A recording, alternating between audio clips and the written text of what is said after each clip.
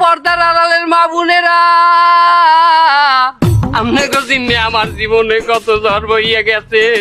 আমি 1 তারিখে মাহফিলে গেলাম রাজশাহী, 2 তারিখে বগুড়া, 3 তারিখে সিলেটে, 4 তারিখে যশোরে মাহফিল করতে যাইয়া লাইট হইয়া গেলে। বাড়ি যাইতে যাইতে রাত 3টে বাজে গেছে। বাড়ির দরজায় যে টোক্কা দিমু এই কালে মনে পড়িয়া গেছে আমার বউ রাইত জন্মদিন হারে ঘুরাইতে নেওয়ার কথা মেলায়, আরে খাওয়ানোর কথা ফুচকা আর সুমনের চিকেন ফেরাইয়া তো হয় নাই। সাহস করিয়া যাই দরজায় টোকা মারলাম, রাসেল ভাই প্যারের মতো ফস করিয়া দরজাটা খুললে গেল।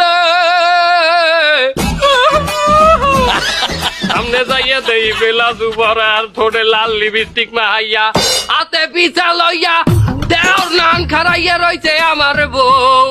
দরের চোটে কইলাম বিবি রে, যে কয়টা পিছাইতে দিবি দে।